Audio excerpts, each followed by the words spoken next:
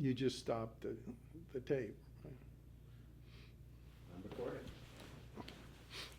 All right, we are here in the home of Charles A. Ferguson at, just to locate it, it's 123 Walnut Street in New Orleans. I'm Jack Davis, and I probably should disclose that once upon a time I was a reporter and an editor under Charles Ferguson. I'm also here with Justin Nystrom, who's running the camera, and we'll be asking some questions. Justin from the History Department of Loyola University, and the originator and manager, director of the Loyola Oral History Project, which right now is focusing on the 1970s. Charlie Ferguson was the, after years as an editor, as a reporter and a columnist primarily at New Orleans newspapers, the States-Item and the Times-Picayune, became the editor, the associate editor in charge of the editorial page of the States-Item, and later became the editor of that paper, and later became the editor of that paper's in combination with the Times-Picayune when those two papers merged. These newspapers had a major impact on how New Orleans saw each other, saw itself, saw its future, and saw its problems and solved some of them. So Charlie, since we're focusing on the 1970s, it was in the summer of 1969 that you were made an editor of the States-Item in charge of the editorial page, and that's just perfect timing for this project. You were in a position to observe the changes we're talking about in the 1970s and in position to explain them and help shape the forces at work. What did it look like in 1969 that New Orleans was going to be able to have a vibrant next decade, or did we feel that we were still trapped in some of the problems of the 1960s? Actually, I think it was a time of optimism, and I think the feeling was the city of New Orleans had immense challenges, but the potential for dealing with them was there. And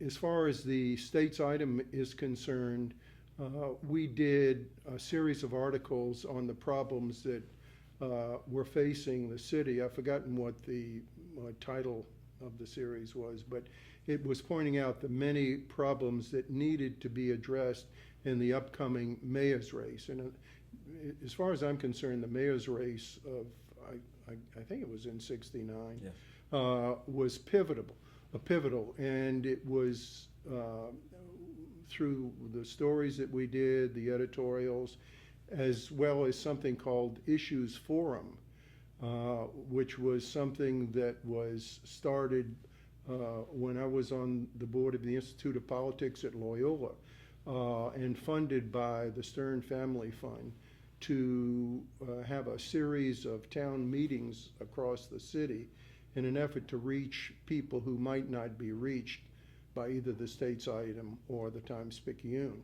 So there was a concerted effort to raise questions about the problems that the city was facing.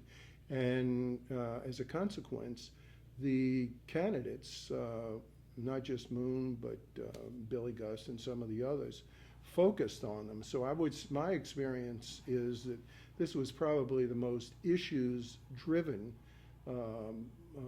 campaign that I can recall, either before or since. So to answer your question, I think that the feeling was, at least from my point of view, was that the city had serious problems that needed to be addressed, and now was a good time to begin to do that. What were the key problems?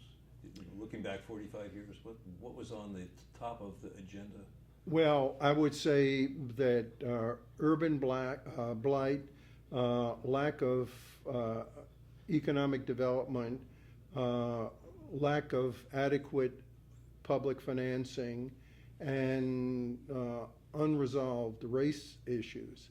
And one of the things that presumably we will be talking about is how important this election was in terms of broadening the leadership, excuse me, the leadership of this community, and not just in the public sector, but the private sector as well. But I would say, to reiterate, economic development or the lack thereof, public finance, race, and urban blight, slum housing, inadequate housing. And what made you think or what made people think at the time, if looking back at the frame of mind, trying to recall, what made it seem that those problems were solvable?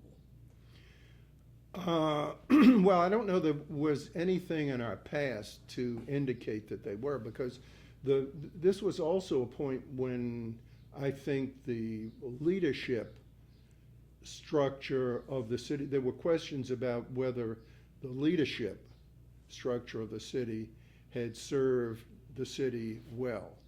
And the notion was that, at least in the minds of some, is that this was a time for new leadership. And that, I think, that in itself created a sense of optimism. And I'm not saying this was widespread. Maybe it was just in my mind and in the mind of a few other people. But nevertheless, we thought the city faced serious problems, but that we had the capacity to deal with them.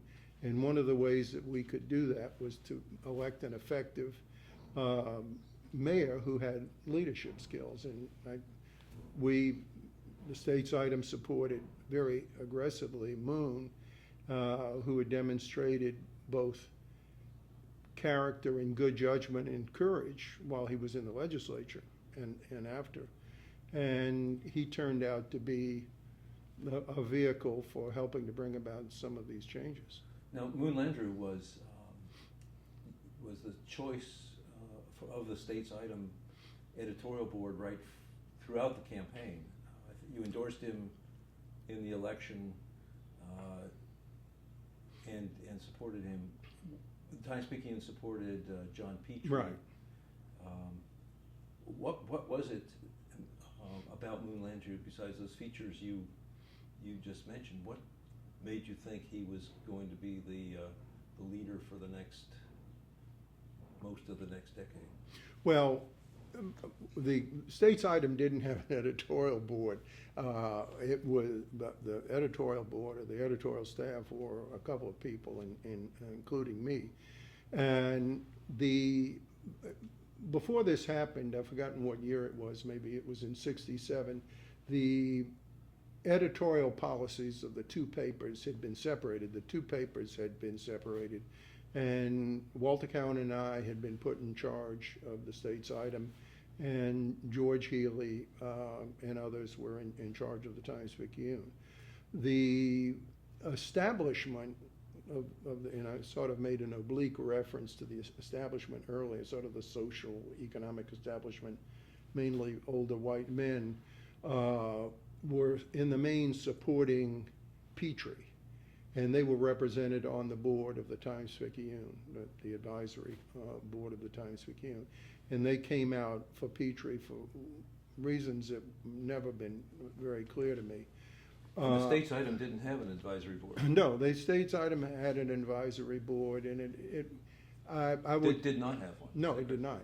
And I would say, in my mind, through this whole process, leading up to our taking a very aggressive and strong position for Moon, endorsing him on page one, not only in the first primary once, but maybe even two, or at least two, and perhaps 3 times.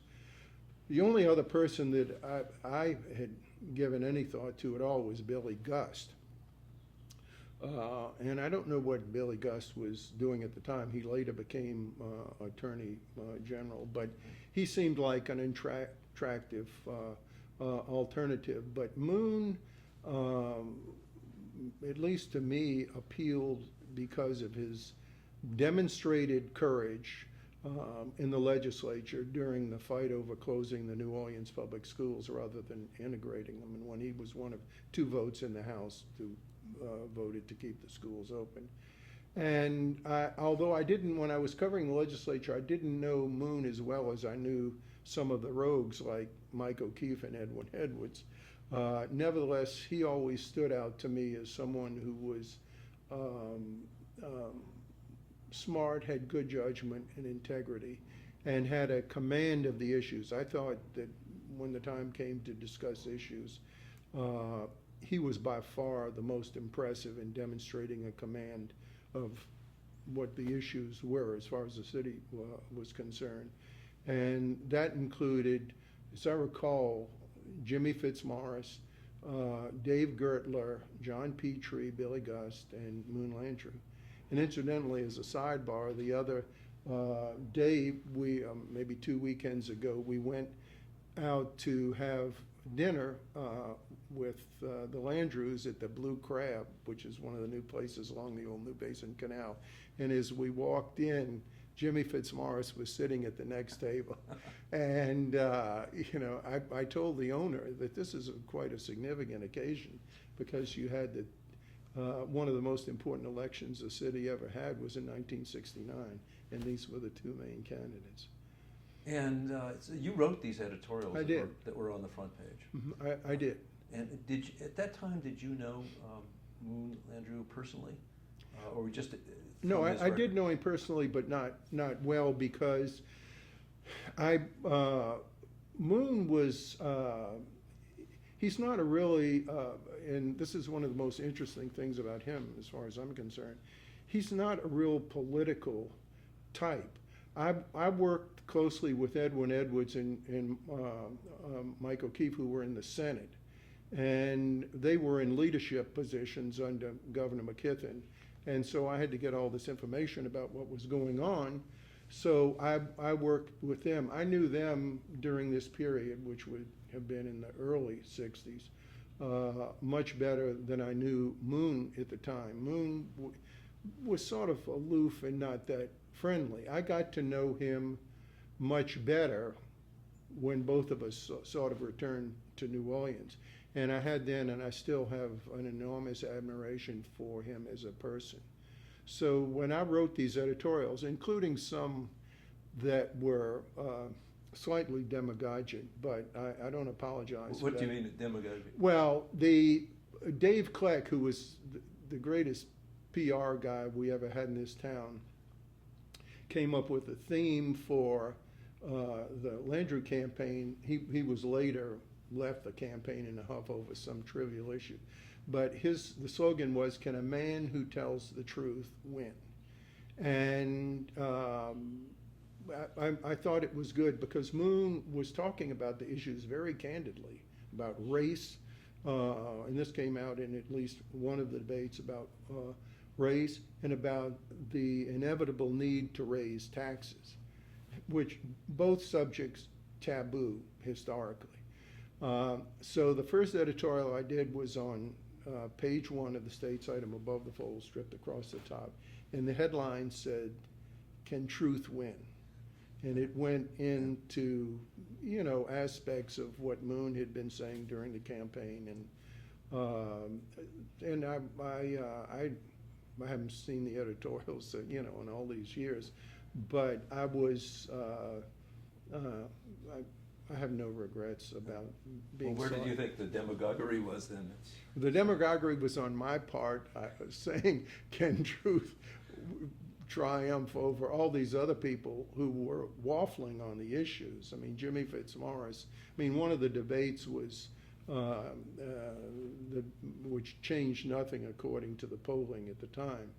But Moon was asked whether he would appoint any blacks, which is what they were then called, in his administration and other than mop and broom positions. And he said unequivocally yes. Jimmy Fitzmaurice, who is a sweetheart of a guy and still at age 92 a remarkable person, said, well, if there are any qualified blacks, I will consider them, which was a way, saying. So, it took some guts, because bear in mind that the black vote, from a purely political point of view, the black vote was relatively insignificant. It grew in time. But I may be wrong about this, but I think in '69, maybe it was 25 or 30%. Anyway, I think that helped galvanize the black vote that ultimately fell in line behind Moon, certainly in the runoff against Jimmy Fitzmaurice. Now, in this editorial, Can Truth Win, was that an endorsement editorial? Yes, or it was. Did you have a No, it was an series endorsement. It was an endorsement. I'd have to go back and look at it and see exactly what I said, but it was a strong piece of advocacy. Do you think, was that in the first primary or the That was runoff? no, I think it was in First. I think it was in the first. And all these editorials I did, I think the total number may have been 3.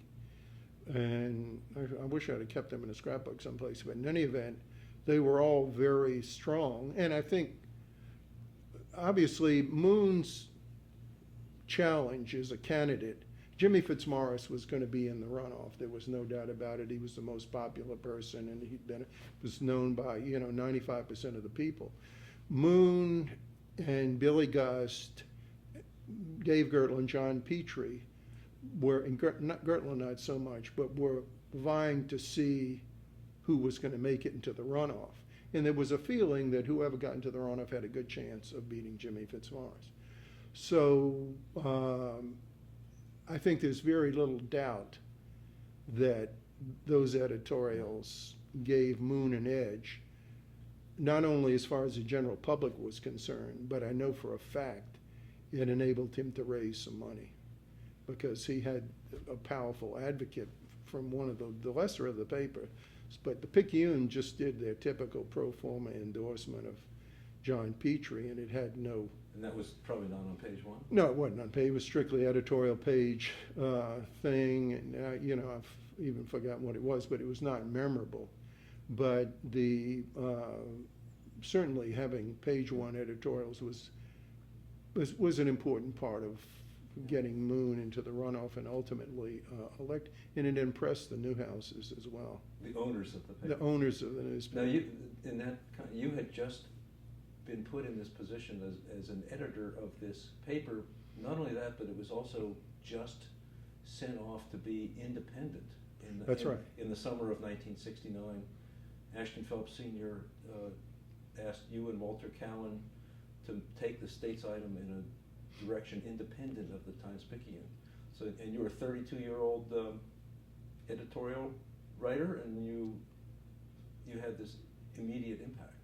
How did that feel at the time? Well, I felt that it was important and we were doing something significant. That's because I thought we were in the process. You're talking about pivotal moments, and I think as far as the 70s are concerned, this was a pivotal moment. But let me tell you why the situation existed. And that's because when when the papers were under one editor, and George Healy was the editor of both papers, when Martin Luther King was assassinated, I did an editorial for the States-Item, high-pitched, typical of the kind of editorials I was just doing at the time. But anyway, bemoaning the fact, and et cetera, et cetera. And so Russ Kinsley, who was then the editorial page editor of the States-Item under George Healy, said, well, we have to take this into George and show it to him.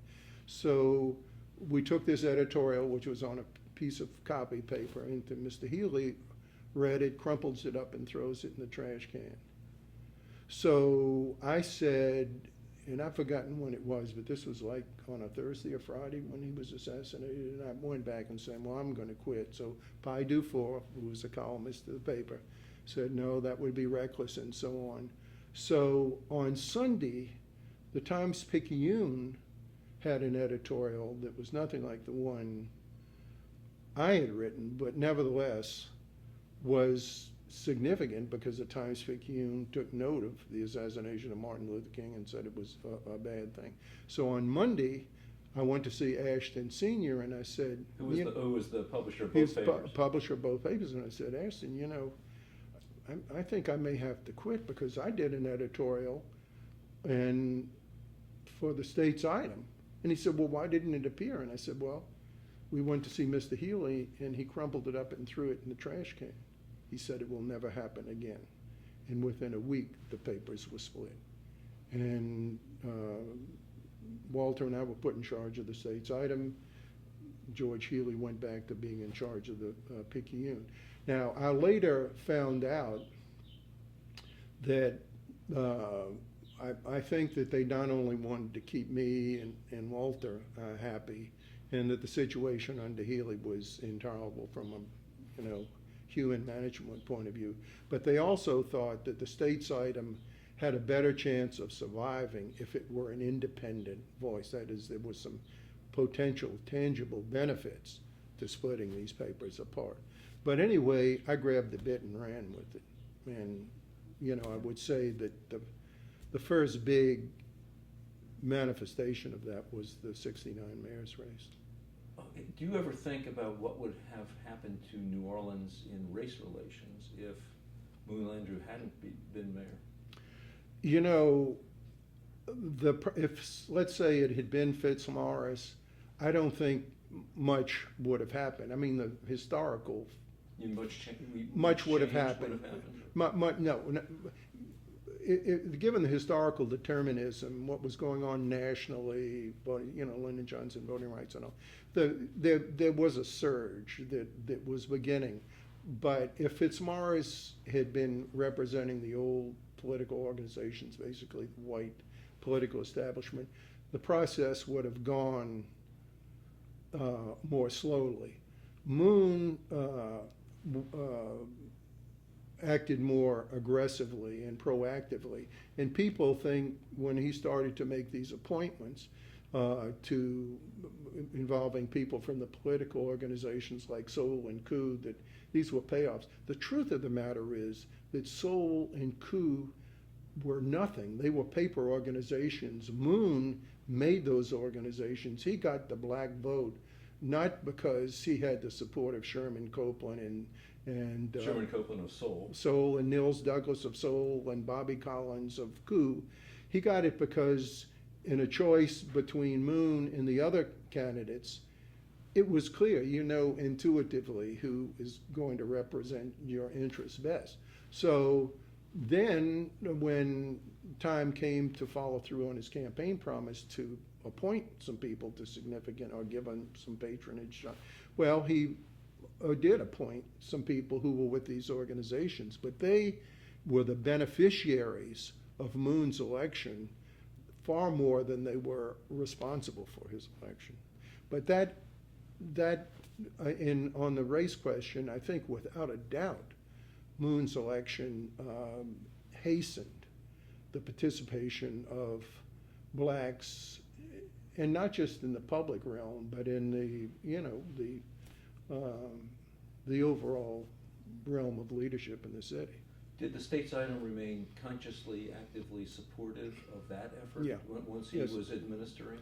Yeah, I think that actually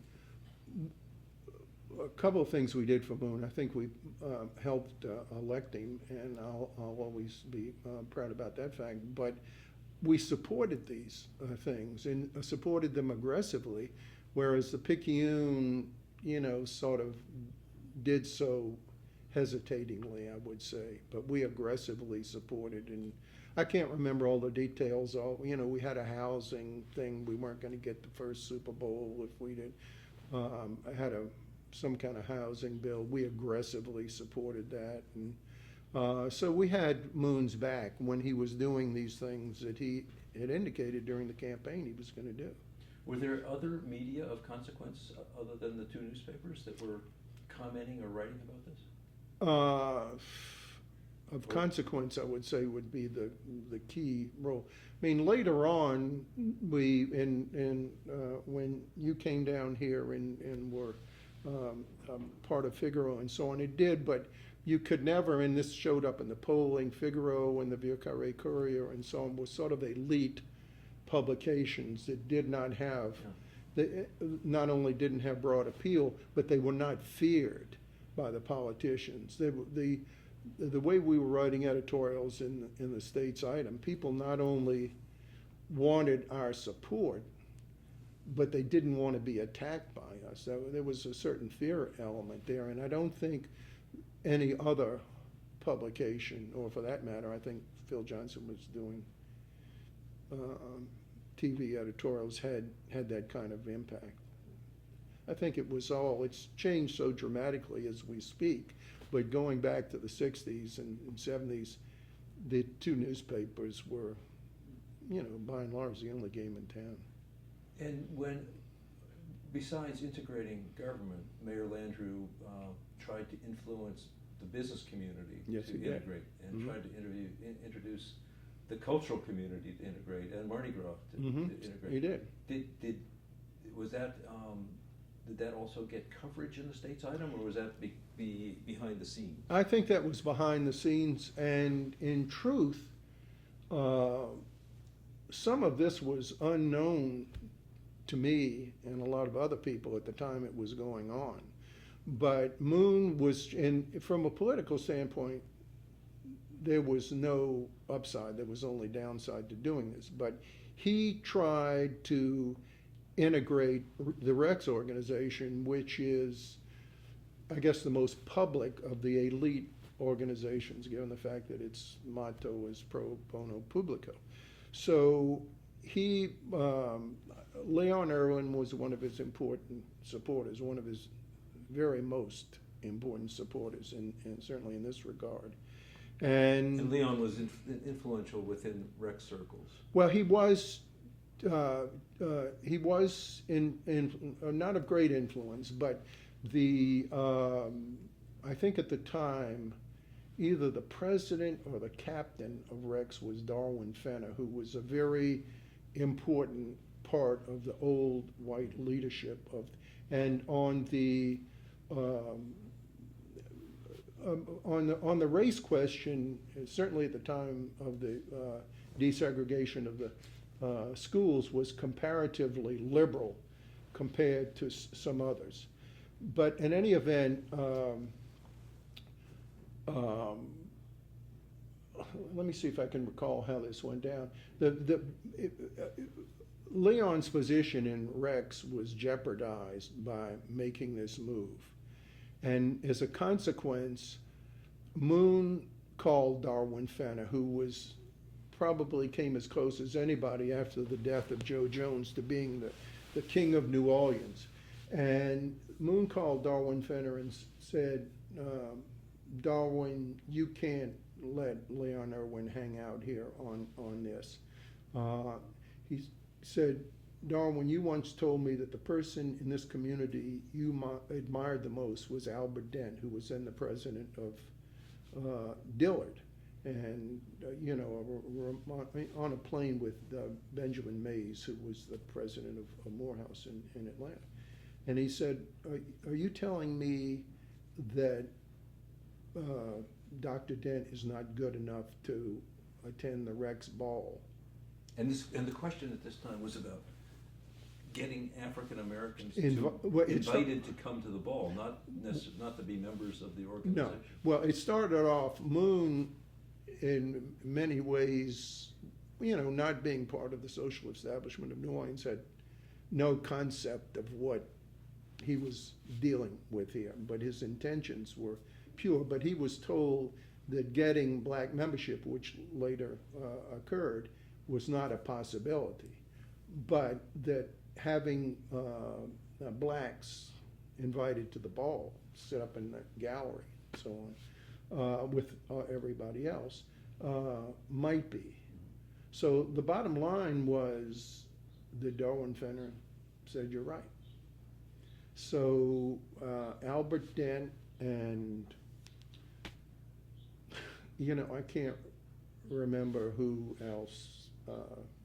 I think Norman Francis was not. Yeah, Norman Francis was later, and he was invited to, along with Dr. Braden, were invited to be members, and both declined. No, Dr. Braden accepted and then promptly died. Norman Francis declined, and Charlie Tima, who then was at Dillard, where he was the CFO, accepted, and as far as I know, is still a member. But anyway, you raised the question of whether Moon had done anything in the sort of the social carnival realm, and he did this. And in this case, Darwin Fenner responded. But you have the context of the time. This is a fairly major deal in, you know, early 70s, 1970, 71. Was there, and this didn't, this pressure on Rex, or the request of Rex to open up a little bit, this didn't make the media at the time. It didn't make it didn't make the media because, as I said, I didn't know anything about it until later, that all this was going on. So I mean, I wasn't even in Rex at the time, and so I didn't know it was going on. It would have been there may have been some references to it, but I know there was no big coverage of this, and I'm, you know, how big it deserved to be covered, you know, I don't know. So it was happening behind the scenes. Yeah. I also, one version I've heard of this is that Mayor Landrieu told Rex, I don't know whether it was through Mr. Fenner or not, that there wouldn't be anybody at the City Hall reviewing stand when the Rex King came to be toasted. He did say that. That's true. And do you think that had an impact?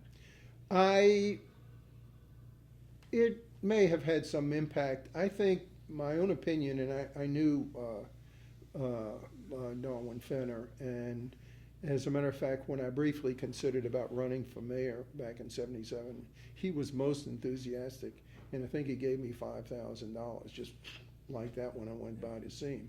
But I think he was a fundamentally decent guy, and he alone had the power in Rex and the stature and the social ex-king of Carnival and so on to say, we're going to do this and make it stick. There, in the Landrieu's living room, there's a painting by George Schmidt. Right, I was present. Which I think is called Moon at Momus. Yeah, the title was changed. And you were there? I was absolutely there. Now, the story behind that painting, this was not as happy an ending as Rex opening itself up to... Well, no, this was Moon at Momus, and I've always said Moon cares, you know, not about things like that. And I said, Moon, if you ever want to give me something, I want that. It was at Momus, so Leon was very much involved in Momus. So we went, the Landrieux and the Fergusons went to Momus. And we were, while Jane and Verna, I guess, were twiddling their thumbs, Moon and I went to have, behind the scenes, have a drink with the captain of the organization, who, I don't know whether it was Sonny Westfelt or not, but anyway, we went back there to have a drink. And in the process, Sonny Westfelt, who was 3 sheets to the wind, launched an attack on Moon, calling him a hack, and all this patronage stuff going on. And Moon, it almost came to sort of fisticuffs, at least on Sonny Westfelt's part. And I was standing there, and Jane has a story on this as well. So Sonny Westfelt is restrained, and he was criticizing, I remember, Moon for all these people who he was appointing to various positions. And these were mostly racially, the process of racial integration of city government? Well, it was. I don't know was that specific, but Moon's reply was the only person that he had appointed so far to a political position was Westfeldt's daughter, who got a job at the Superdome at the request of Dave Dixon. So anyway, this was a huge deal, and the story got out that Landrieu barged in behind the scenes, brought a reporter from the Times-Picayune, and with me I was there by invitation, and so on and so. Now, to his credit, Sonny Westfeld, when he sobered up the next morning, because this was a Thursday night, went over and abjectly apologized to Moon, and I think he was urged to do so by his confreres in the organization. But that painting, which shows Charlie, I think it's a devastating picture of this young, naive Moon Landrieu and all these little, I think it's, to me, the best thing that George Schmidt ever did, and I would love to have that painting. And, it's just stuck up on the wall there in Moon. Mm-hmm. He changed it. Leon, it was on display at the Circle Gallery.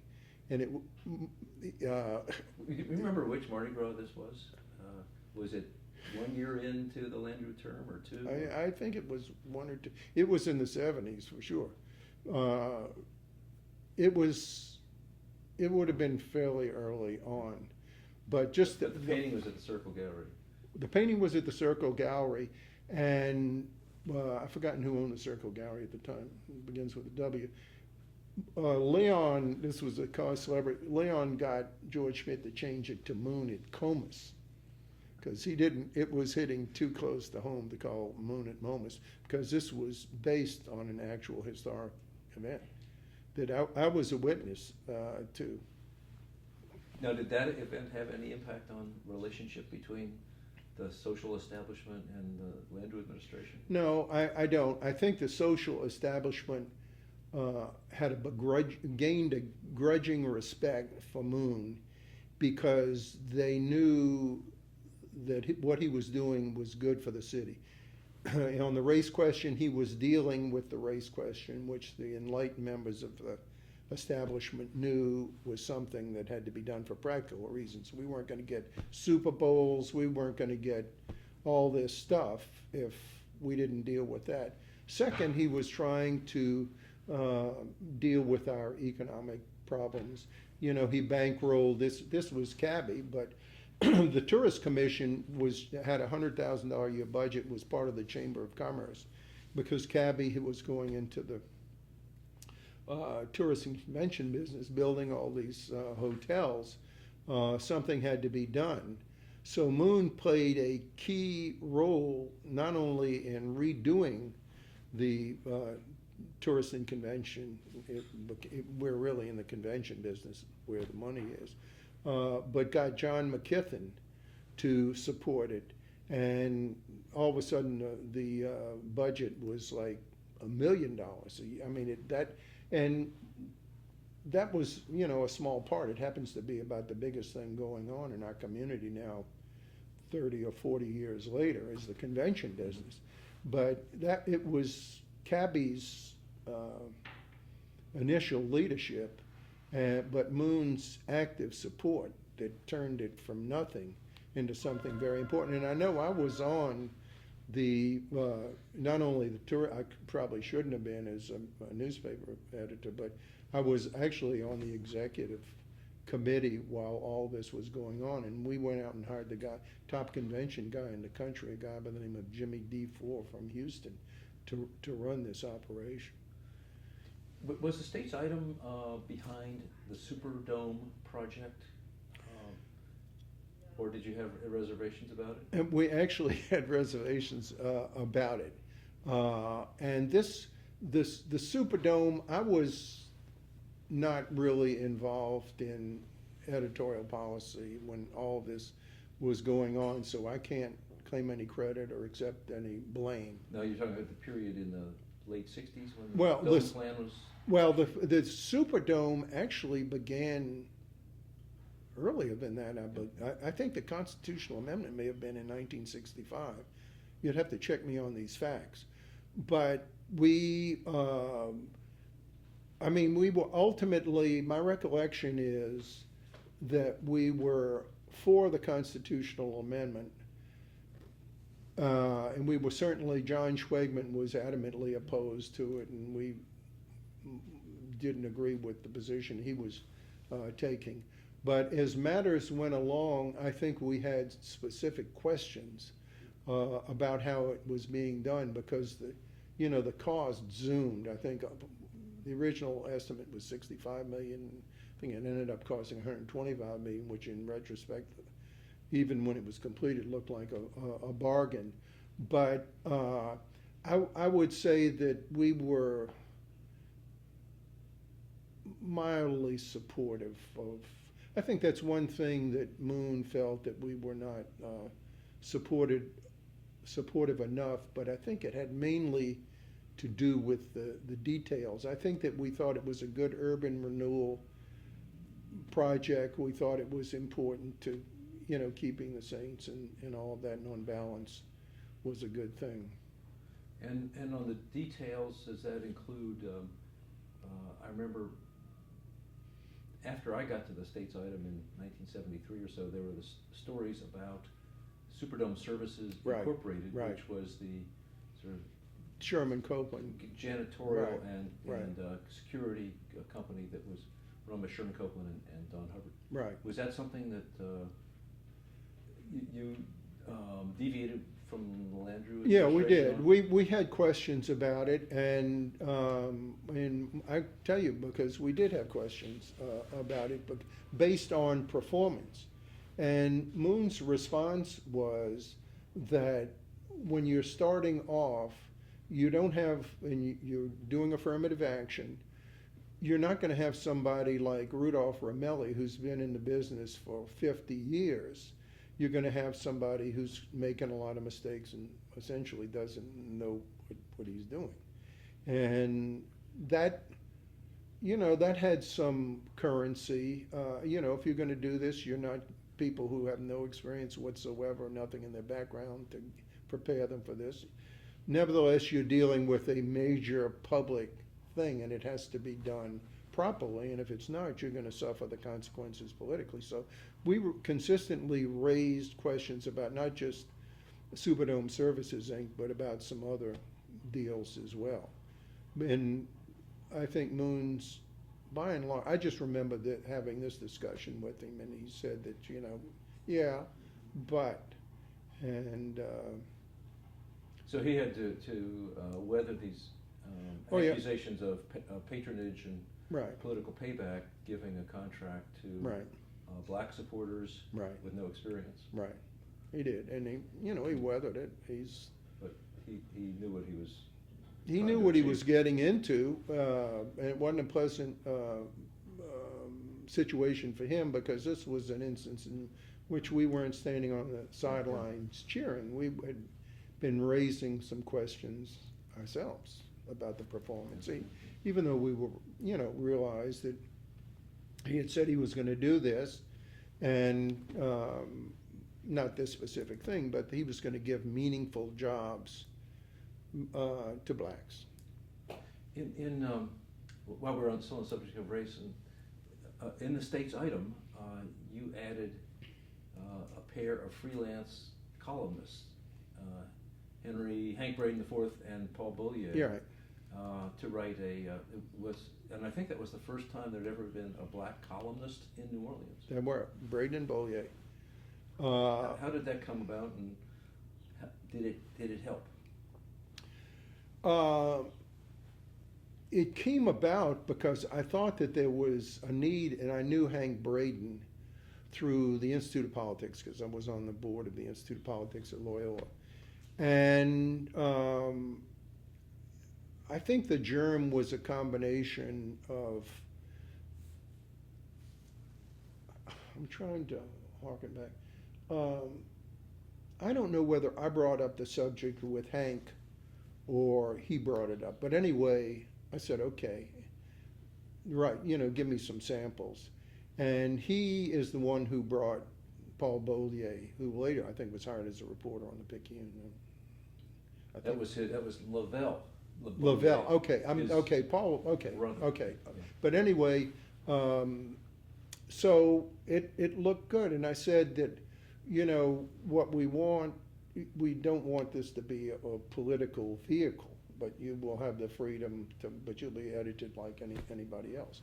So, and I think that it was good, not only not so much because it had an impact in the community at large, but because it was the first time that in the white establishment media, there was a fairly significant black voice, at least on a weekly basis. Did that help the States-Item too? I don't, not in any tangible way. I mean, I've kind of felt good about it, as small as it was, but it was a small step in a positive direction. But in terms of tangible results, I mean, even as of the time I've retired from the merged paper in 1990, there's no significant black readership participation. But this was the right thing to do, and we did it. And then, you know, we started to hire reporters, et cetera. As maybe a reflection on that time, let me make this observation. I happened to read those Braden Bollier columns, and it was interesting that they were so cautious. They were. In the beginning. It was as if they were treading on eggshells and didn't want to ruffle too many feathers in the beginning. That's right. And then they got a little more relaxed, right, and found a voice. Right. That's exactly how it evolved. And they, I think it lasted perhaps a year and a half before Hank Braden found other. Got into government somewhere. Yeah, I told him that he could, you know, if he got directly involved, that would be it. No, that's exactly how it evolved. It was never an issue, never a problem. And then you mentioned finding black reporters and other staffers at the newspaper. That was not easy. It was not easy at all. Of course, the most spectacular example is Dean Baquet, whom we both know well, who is the editor-in-waiting of the New York Times. But the first people, naturally, I went to Xavier, and I was teaching a course at Dillard, where I was a board member, in sort of journalism 101, reporting and writing. And I think that the first hire was a very, I think we hired him as a summer intern. His name was Ricky Johnson, and he was a very intelligent, he was good. I don't know what that became of him. He didn't evolve into anything significant when he was hired full time, but he was one of the very first people we hired. Philip Brooks, I think, who was a top student at Xavier.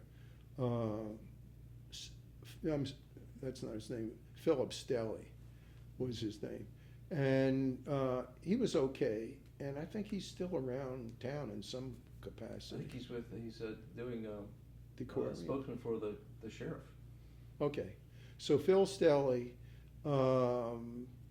Then there was this bright guy, but somewhat erratic guy, James Borders, and he was hired, and that didn't work out very well.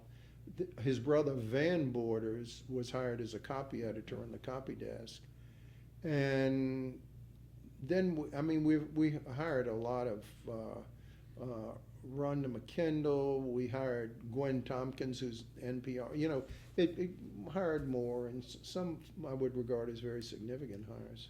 And it was, why was it difficult to bring black reporters into a mainstream newspaper? I mean, this was something that editors all over the country at that time were struggling with. Was it because there were better opportunities in law and business, medicine, or? I don't think so. It was hard. It was not a question of hiring blacks. It was a question of finding people to hire, and it required a fair amount of time.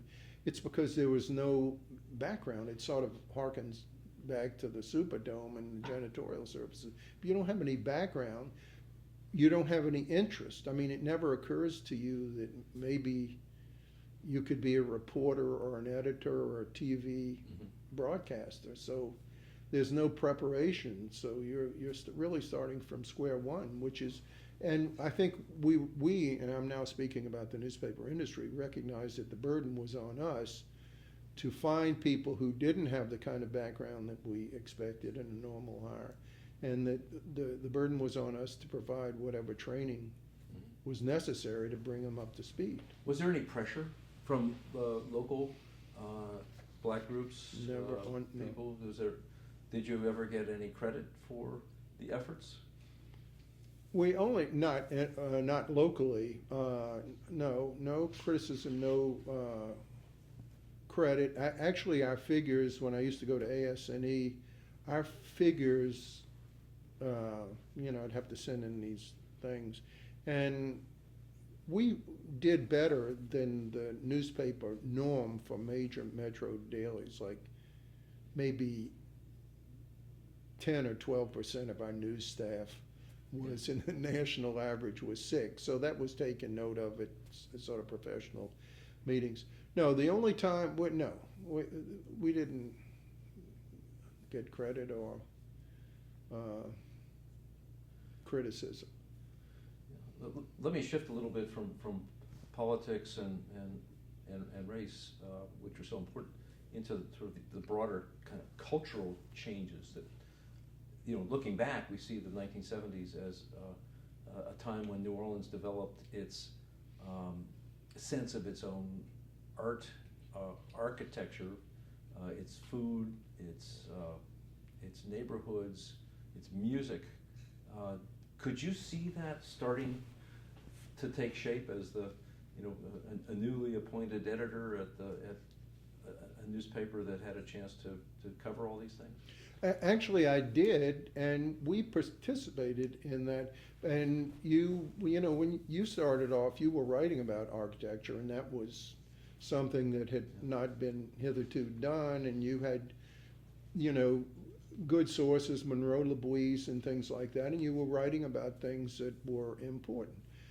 In the food area, I would say that Dick and Rima Collin began what has turned out to be a total transformation in eating out in his community when he did the Underground Gourmet.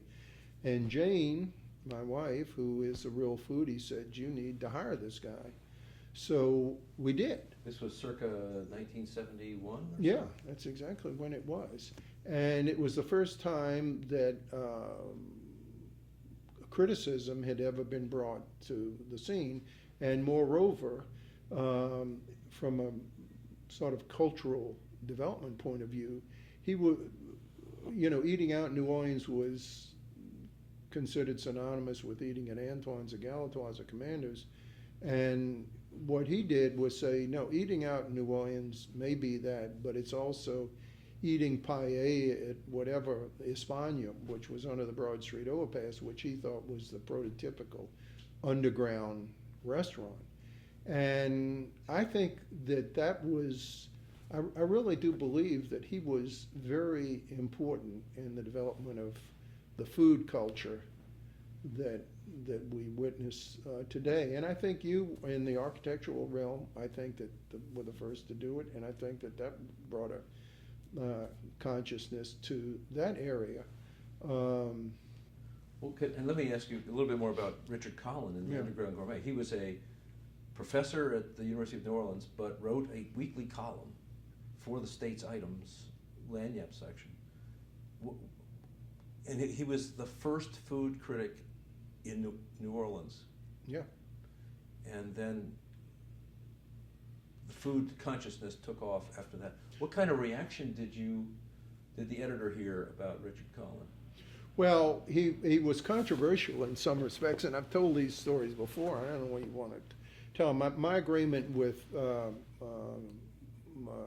Dick Collin was that he'd write a weekly column, and this was before, since he was a professor of history at UNO, he wasn't on the payroll. And so my recollection is that we said we pay him $250 a week and for his product, and that he would be confined to bona fide restaurants in our circulation area. So a couple of things happened. One was that he went to,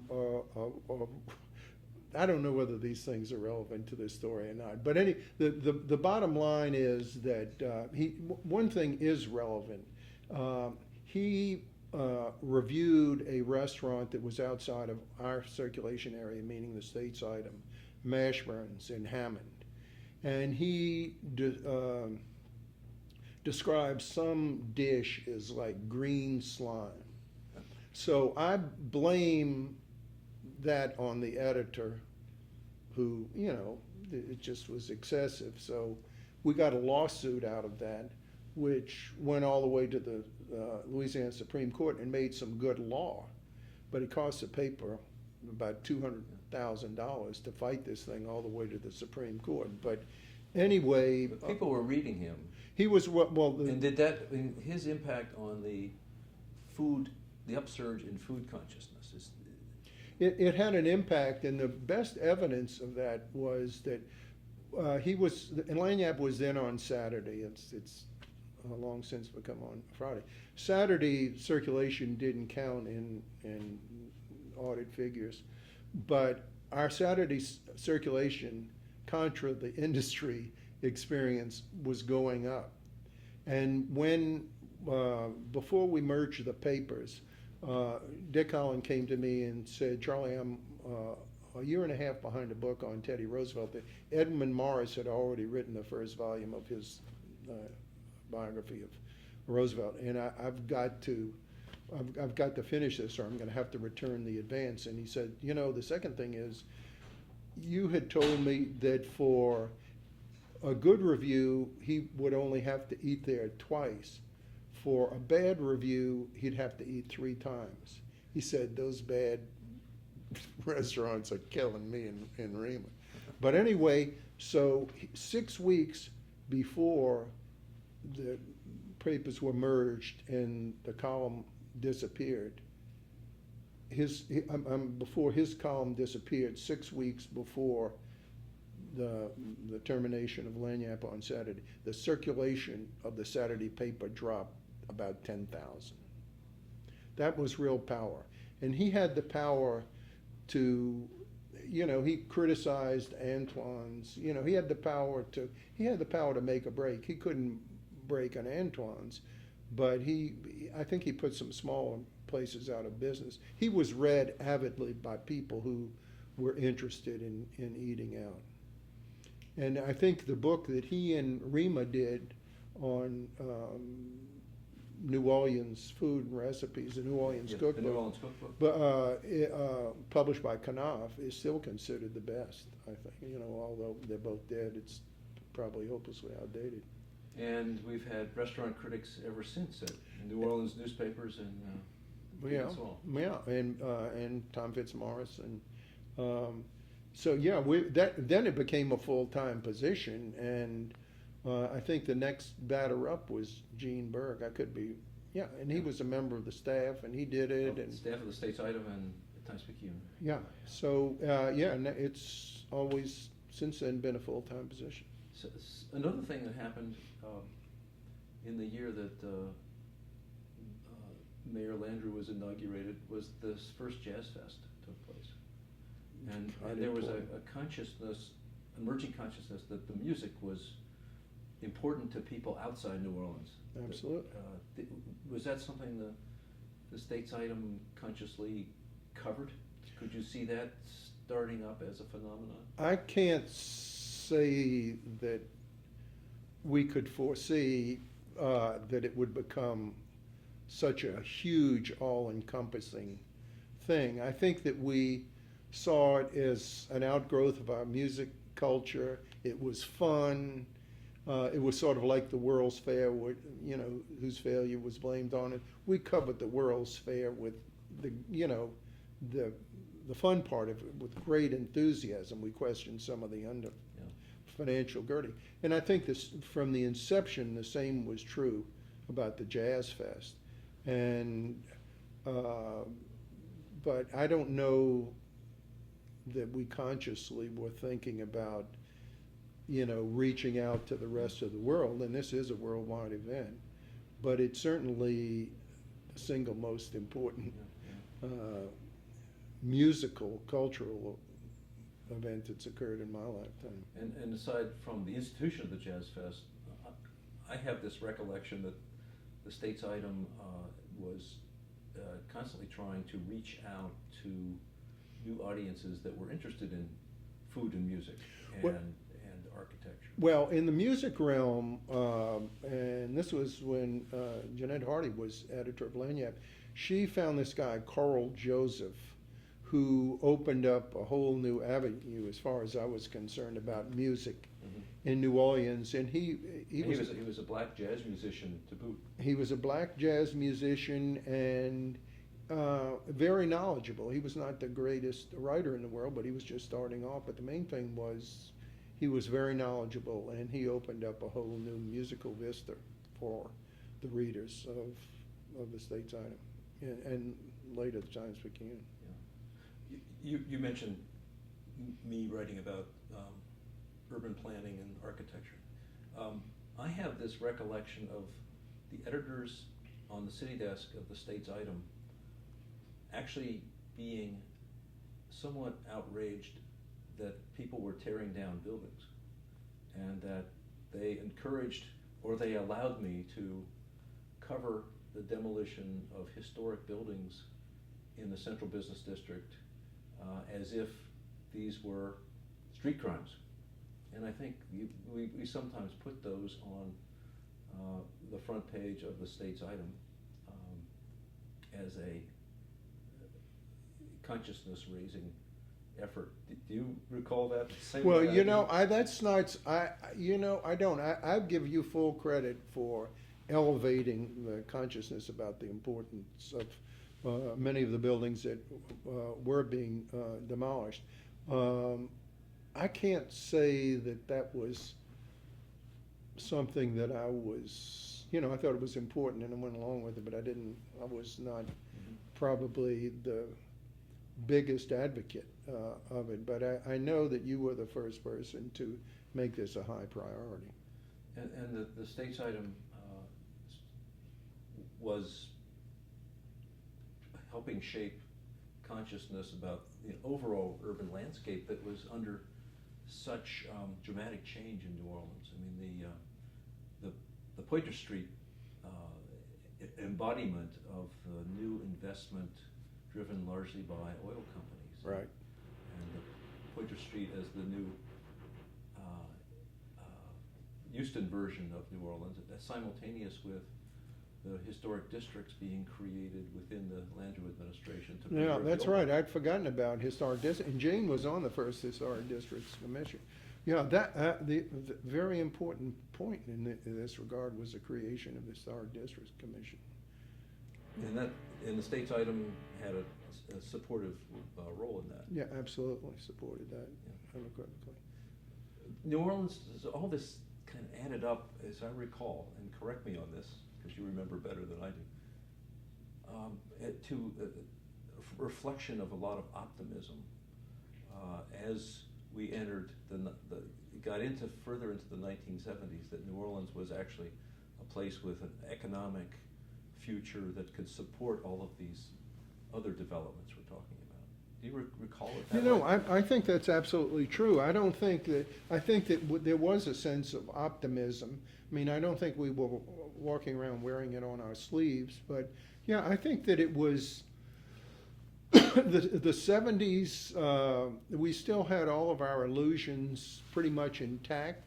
Nothing really bad had happened during that time. And, all systems pretty much were going, all the fronts that we've been discussing. Maybe some of the underlying things had not been fully addressed, but no, I think that 70s were a time of optimism. When you go into the 80s, 85, the collapse of the oil, the sort of the underlying pillars of our economy began to fail. But we didn't know that, or I didn't know that in the 70s, and I felt good about the 70s. Just based on the experience that we were having. should we have known, you raised that question, should we have seen things happening with the oil industry or the Port of New Orleans? Well, we should have. When I was a reporter covering politics in Baton Rouge, I did a series of articles based on the fact that Louisiana was the second largest natural gas producing state, I think, but the second largest oil producing state, but that we couldn't continue to live off of the severance tax forever. And of course, this is proved to be the situation here. That was not so much, it was important to New Orleans in terms of pretending that we could have all of the office complexes that Houston has. So the oil industry, one of the things that we did do was to warn that we couldn't be as reliant, now speaking about Louisiana, but also about the city, on the oil industry as we had become.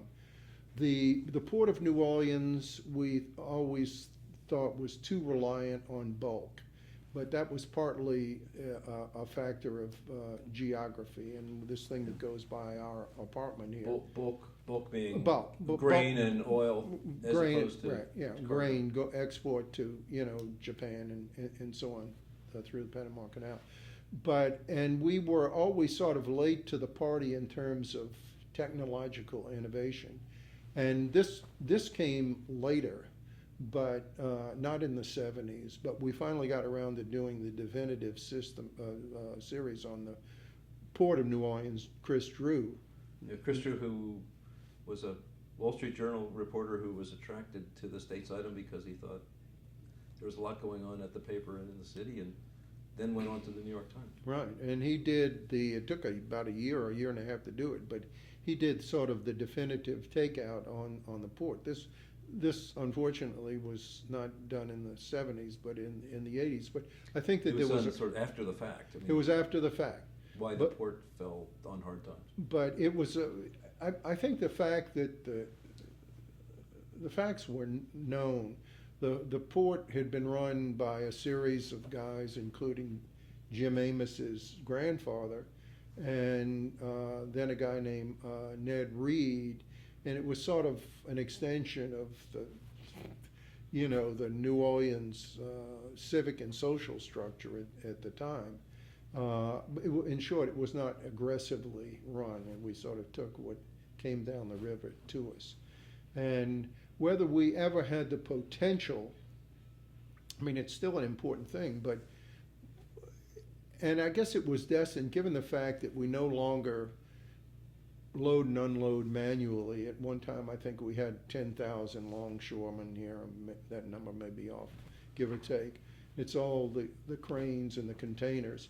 Maybe this is the way it was inevitably going to be. I don't know. But yeah, it was always thought that the port was underperforming, one, and two, we were too reliant on the oil industry in Louisiana. And then in the early 80s, those things became painfully evident, and Right. the economy suffered. And the World's Fair, which was based on the optimism, is this the correct way to say it? The optimism of the 1970s ended up reflecting the problems of the 1980s. Well, the World's Fair, In 1984. was not sort of a spontaneous happening. The World's Fair occurred because it was conceived of as a means of getting a convention center for the city of New Orleans. And Cabby, who I think is one of the most underrated people in the city's history, especially given the fact that it's about the only thing we have going for us now, and is the convention business, saw the World's Fair as a means of getting a convention center for the city. And in fact, we got the first phase. Dave Treen committed to The governor. Governor Treen, the Republican governor at the time, committed to Cabby that the state would contribute the first phase of this, which is, probably the most important structure in the city now, and has been expanded many times. But it was not as if a bunch of people got together and said, let's have a World's Fair. It was an incredibly complex device conceived of by Cabby as a means of getting this convention center, which he thought and Baron Hilton thought was very important to the development of the business that they're in. So that's what happened. And, you know, there's so many reasons why it, you know, was a financial disaster. I think it's accurate to say for people who had invested in it. But I do think it did accelerate the development of the warehouse district, which had been dormant during all the time I grew up. That whole zone from Camp Street to the river was deadwood. I mean, it was dead. And I think that this, you know, this, if you're looking for a byproduct that was positive, I would say the accelerated development of this area, and that has occurred, was an important byproduct. But it was a black eye for the city. But anyway, the biggest byproduct was the beginning, the first phase of the convention center, and that's about all we have going for us right now, as far as I can tell. The tourism and convention business. Well, tourism is a small thing. When I was on the tourist, I learned that tourism is what you have at Orlando or Disneyland, and essentially family entertainment. That was never really going to be in the cards because the French Quarter, which is the largest single draw, is not a family-oriented vacation attraction. And the whole notion here, building these big hotels, Hilton, of course, Sheraton, et cetera, that's convention business. That's the business that was envisaged, and that's the business that we're in. Now, the downside is that it's mainly minimum, it's downside, but it's also, right? These are mainly minimum wage jobs. You got a few big executives and managers and so on and making nice salaries, but it's basically maids, et cetera. And even they had to be trained because they were not qualified to make up a bed. But it sort of fits in with a large part of our population at this point is only qualified to do those kinds of jobs. But I remember Joe Frederick, who was the first manager of the Hilton, and later went on to manage the flagship Hilton in Chicago, said that, I've forgotten what the figure was, but they had to hire, I think this is right, hire 8 people, hired 8 people to get one person who could be trained to do the job and to do the job reliably. So you think our economic optimism of the 70s was sort of on a shaky foundation? Yes, it was. This was the case, wasn't it, with the Michoud assembly plant for the space program? They came here with jobs but couldn't find It's employees. exactly what happened because most of the, you know, the janitorial, again, we could take care of that. My recollection is, and again, I could be wrong on this, at peak was like 22,000. And a lot of those were high-paying jobs. When I say high-paying, I'm saying $75,000 a year, going back to when this was. Those were big jobs. However, they were for engineers and technically competent people. And the reason that area sort of in the East developed and why Slidell developed is because so many of these people came all the way from Seattle and, you know, the West Coast and other venues. But I know a lot of them came from basically the Boeing establishment in and around Seattle. And because we didn't have these, you know, adequately trained engineers and technical people. Yeah, it was good. I mean, it was overall good for the economy, but it didn't, because it was nice to have all these people. Now, all these people weren't living in New Orleans, but because of the New Orleans school situation, most of them lived in St. Tammany. Yeah. So but They took control of the school systems there. yeah, it was, in that sense, it tied into the race equation. At the end of the 1970s, at the newspaper, the States-Item was merged with the Times-Picayune in 1980. I remember it well. Mm-hmm. I was there, and you were leading this strategic move that involved the editors of the little paper, the States-Item, taking over the entire enterprise, and it felt very exhilarating at the time, not just because I got a better job, but because it gave New Orleans a much more muscular newspaper to deal with its own situation. Is that, what were you trying to do with that? Well, what I was trying to do, and this, of course, we thought we had solved the problem until Al Gore invented the internet, but the solution to declining circulation was seen in following the readers to the suburban areas where the demographics were good. And I had tried to do that on the States-Item because our circulation was going down about 1% a year. This is, I was the editor of a paper that was losing about 1% a year. The national norm for afternoon metros was about 2%. But I'd come up with a fairly modest plan for zoning the States-Item, which was not approved by the ownership. So zoning and being publishing. Publishing specific editions for specific areas, sort of like what the Advocate's trying to do in New Orleans now, for Slidell, giving them a paper that seemed like their local paper. So in any event, the person who Ashton Phelps Jr., who became publisher of the paper, I think he was a publisher then, said, well, could you do this if we merge the papers? Would you have enough staff to do this? And I, without thinking about it, this was while we were at a meeting out in Scottsdale, Arizona.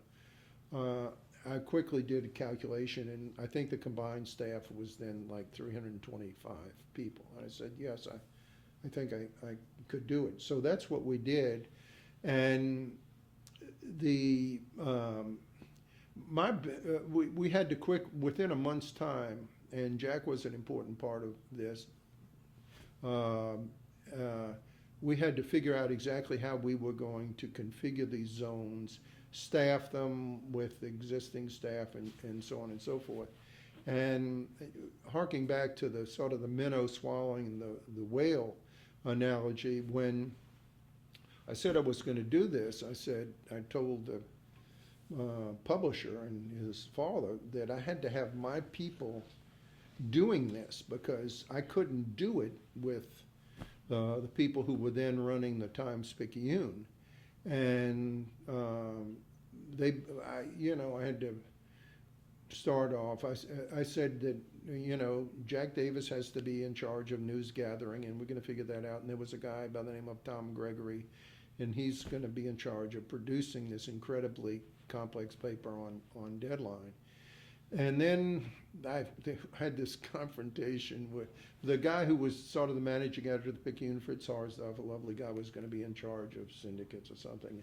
And the only place where I really had a battle that I lost initially was Vince Randazzo as city editor, and I could never figure out why. He was the Times-Picayune city editor. City editor, and I couldn't figure out why. So anyway, I lived with that until I made him travel editor, which was too good to turn down. So he took that, and we worked that out. But this was probably the greatest moment in the history of the paper. I would say the paper was better than either one. The merged paper was better than either one had ever been. And we had a lot of talent on the paper. And I would say that the heyday of the Times-Picayune was not in the 70s, but in the 80s. Well, and would you mind characterizing the Times-Picayune in the 1970s before the merger? Well, before the merger, I was part of the group that thought it was pretty mediocre. it was generally thought of as one of the 10 worst papers in the country, the Picayune, not States-Item, but we sort of existed in its shadow. But I think it grew to be, if not one of the top 10 papers, but This is after the merger. after the merger, maybe not one of the top 10, but certainly top 15 or 20. And it was because, frankly, of the talent that we had put together on the States-Item, which was for somebody who was interested in journalism, was a very attractive person a very attractive place for a person who was serious about the business to operate. And, go back to you, Jim Amos. Who's now the editor? Now the editor, Walter Isaacson, who became editor of. Now, was Walter there after the merger? I can't remember, but he was hired on the States-Item. He was a States-Item person. He was on the States-Item. And he ended up being editor of Time. Time and head of CNN. And now is head of the Aspen Institute. Dean Baquet, who became editor of the Los Angeles Times and is now the #2 editor at the New York Times, presumably the next editor. Chris True, we mentioned earlier, a really fine reporter, but was not involved in management. All the people, who am I overlooking? But just tremendous talent by any standard. Yeah, well, there was Laurie Hayes, who is now one of the top editors at Bloomberg. Bloomberg, Yeah. Laurie Hayes, and started off at one of the bureaus. Yeah, we Her sent husband, Fen Montaigne, was a terrific writer. Well, the thing that summarizing this in my mind is just the idea that the owners of the Times-Picayune and the States-Item took a moribund big paper, put it under the control of the people who showed how they could run the small paper well, and ended up with a Times-Picayune starting in 1980 that was on a track to becoming one of the best papers in the country. And Yeah. I think it was a morale boost for New Orleans at the time when people were celebrating the architecture and the Poydras Street and the food and the music and the apparently good economy.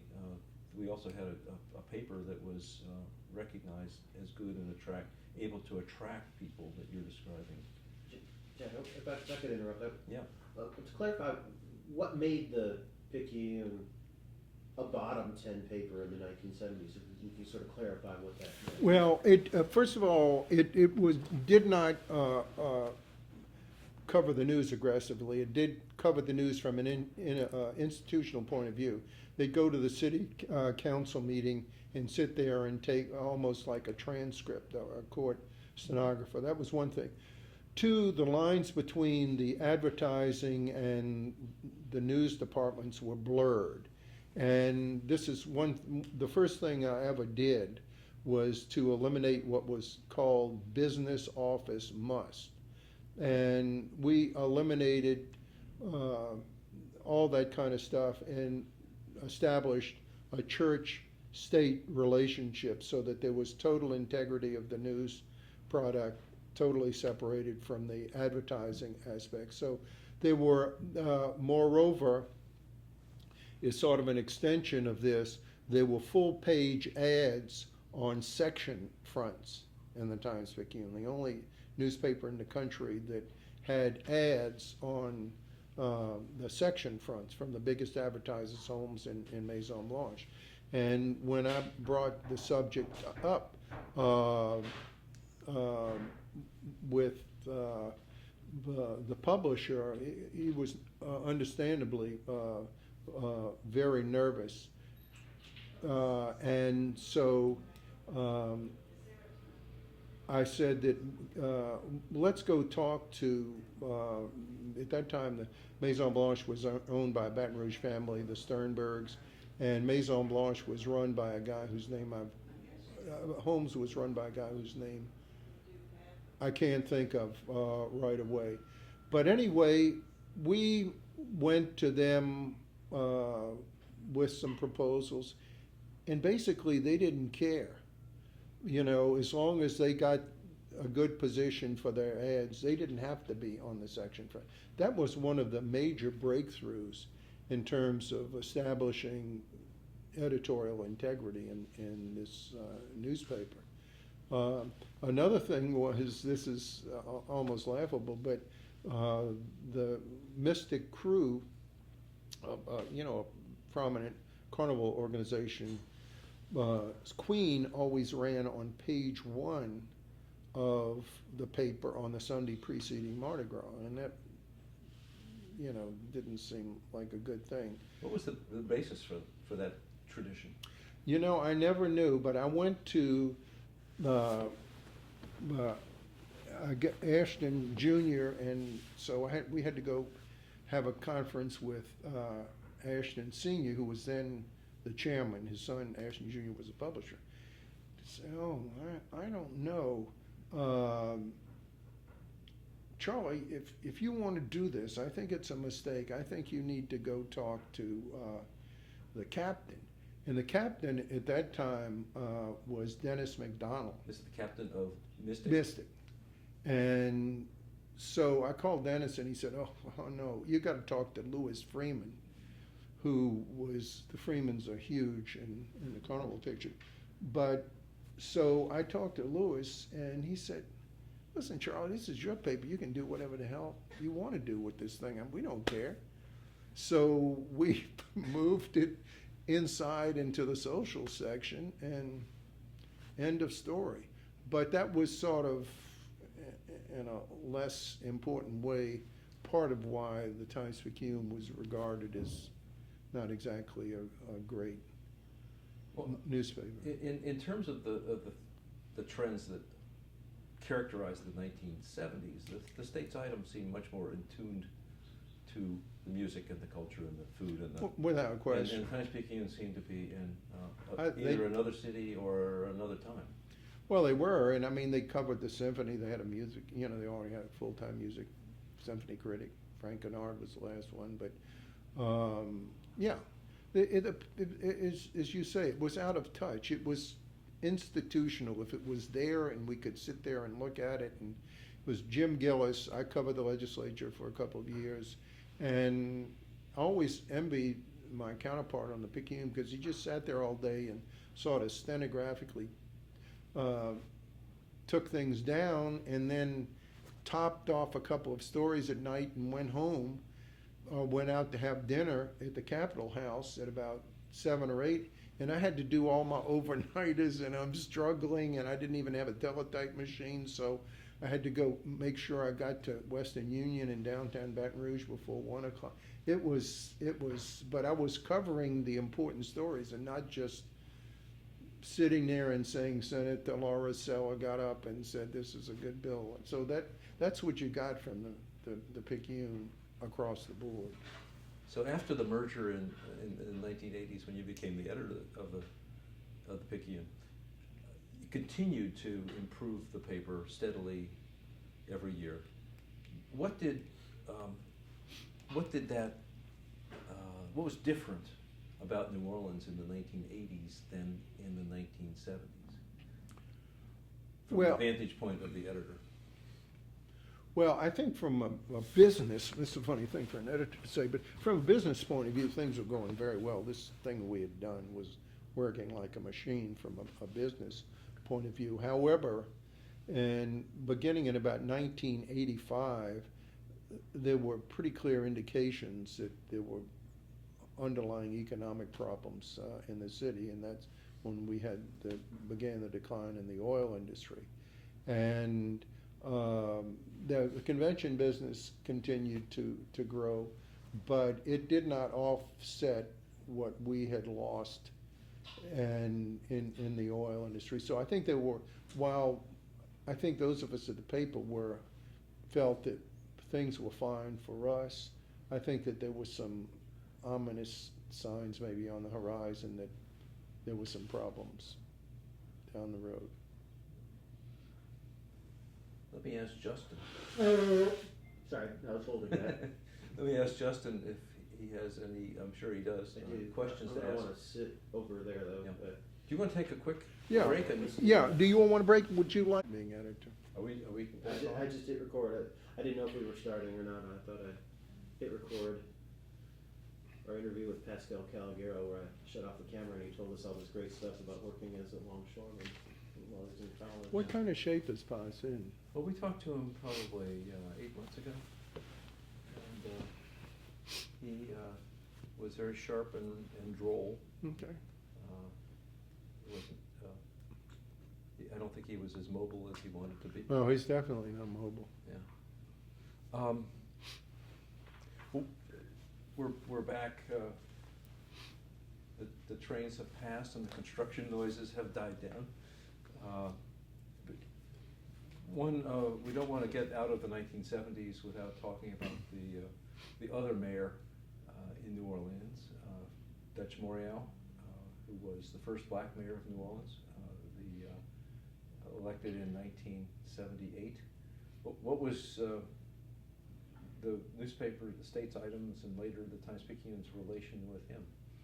Well, I'll go back and start with my personal relationship. When Good.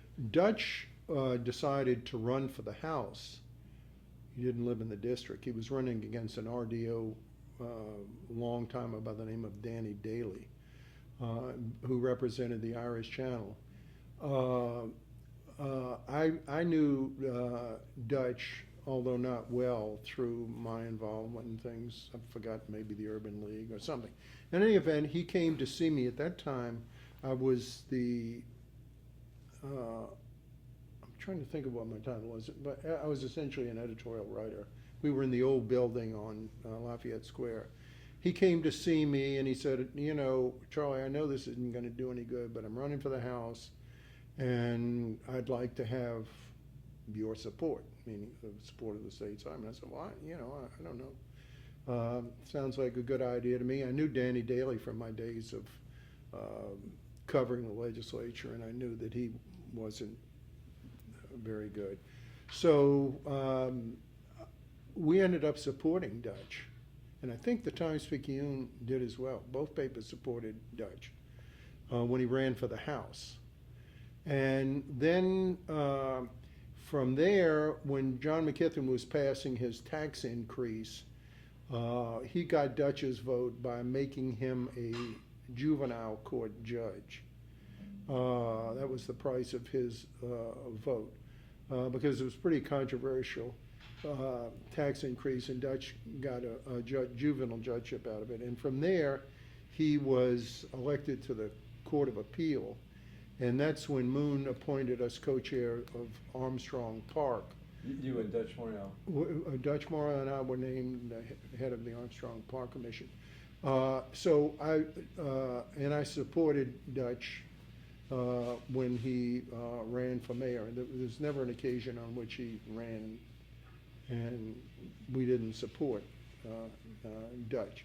And I think the same was also true of the Times-Picayune. I'm not absolutely certain about that, but I think that he always enjoyed the support of both papers. And incidentally, the sort of a footnote to that is, if I had decided to run when I was making this decision, was actually in 1970. You were contemplating running for mayor yourself. Yeah. In 1977. Yeah. At the end of the Moon second Right. term. But I was really more interested in being editor of the States-Item. I probably shouldn't be saying these things in title as well as in fact. But anyway, the polling had showed that if I got into the runoff, and there was some question about this because Nat Kiefer, Toni Morris, and Joe DeRosa were the other candidates. This is the field for the 1978. It was the field for 78. Dutch, it was a given that Dutch would be in the runoff. And there was only one person who could not beat him in a runoff, and that was Joe DeRosa, and that in fact turned out to be the case, which is why Dutch was elected mayor. But if I had gotten in the runoff, I would have beaten Dutch. I'm glad that scenario did not turn out. I was happy with what I was doing. But in any event, Dutch was elected mayor, and he and Moon, for reasons that I've never fully understood, never got along. And I sort of became a victim of Dutch's animosity toward Moon, so much so that he thought that Moon and I were in a conspiracy to get him when he was mayor. And he compiled this elaborate, what he called dossier on Moon and me and what we were doing to get him. And when he finally brought it over, it was laughable. But anyway, that's sort of what I know. One other thing, when we were co-chairs of Armstrong Park, Dutch dropped out at some point. And on Armstrong Park, this was when Moon, if I recall correctly, Moon Landrieu asked you and Dutch to find a suitable memorial for Louis Armstrong. Right, I'm sorry, I should have explained. And the park had, the space that the park was to occupy had already been cleared by prior administration's urban renewal plans. Yeah, all the way back actually to Chet Morrison, but actually implemented under Vic Skiro.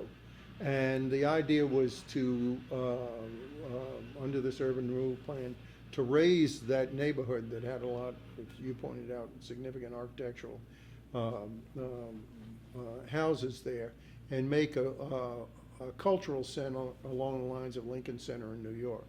Well, by the time the Landrieu administration came in the last house, while Moon has been blamed for doing this, it's only because the last house fell after he took office. But so he inherited a situation in which a elite cultural center no longer had any currency, one, and two, there was no money to do it.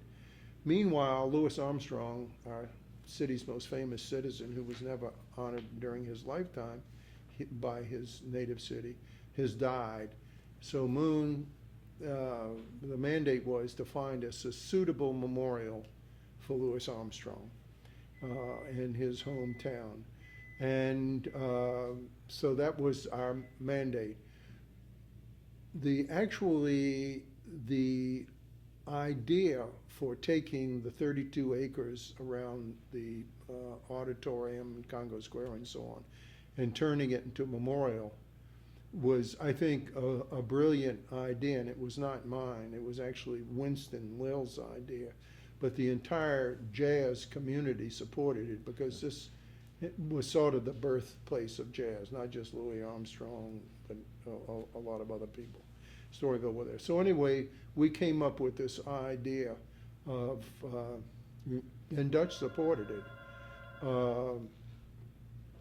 And Winston Lill just was a head of did PR communications for. He was head of the public relations for the city, and so anyway, this side note was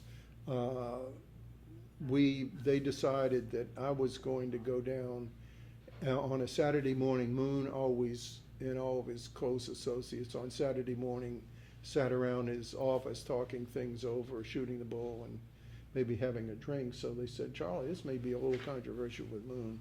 So you go down there and tell him what our recommendation's gonna be. So I go down there, and I don't know, Richie Kearney and Blake Arata, a bunch of guys sitting around, and say, Moon, you know, you appointed Dutch and me as code. Yeah. So what did you all come up with? I said, well, Moon, you know the 32 acres around the auditorium and the whatever they call the concert hall. Yeah, we're going to make a park out of that. He said, what? He said, I thought you were going to recommend a statue or something like that. I said, no, Moon, this is what we want to do. And it's going to be sort of along the lines of Tivoli Gardens in Copenhagen. So that's when Moon and Vernon Jane and I went to Copenhagen to see Tivoli Gardens. But Dutch was very good in the early going on this. And he was very supportive of that. He was very supportive of the idea. And Moon said, okay, but I want you to go down and, you and Dutch, to go down into Tremé and the immediate surrounding neighborhood and hold a series of town hall meetings to let people vent. And this we did. And we were catching a lot of flack from people like Jim Hayes and Ron Chisholm and so on. And I will say this, to Dutch's credit, because he had a heck of a lot more credibility with these people than I did. He threw the flack right back at him and said, look, we're not going to talk about all the problems in the city and the Landrieu administration. We're here to talk about this park. And this is an opportunity for the city to make some kind of redemption to this neighborhood that was taken under the urban renewal plan started by Maurice and implemented actually by Big Skiro. So I was impressed by that. But at some point, when it all got approved, when we had to go before the city council and I got raked over the coals and everything by some of these councilmen, Dutch was nowhere to be seen. And so when the work actually began, he absented himself for reasons that have never, I don't know why. But anyway, so that was pretty much my involvement with personal involvement with Dutch. We were fairly often at loggerheads with him when he was mayor. The newspaper. The newspaper. Over various things. I mean, overall, we were supportive. We supported him when he ran for re-election. As a matter of fact, before he got so mad at Moon and then sort of took it out on me, he gave, when the first volume of Kissinger's memoirs came out, he bought it for me and gave it to me with a very nice inscription, and I've got it around here someplace. But at some point, I mean, to sum it up, I would say from a newspaper point of view, always supported him, or maybe not on every issue or how he handled everything. But in terms of a personal relationship, I've just always thought I was a victim of his animosity toward Moon, and I don't understand that. I always had a most cordial relationship with Sybil, but anyway, I think that Dutch was also, I think Moon was a major transitional figure in our city's history, and I think he was a terrific mayor.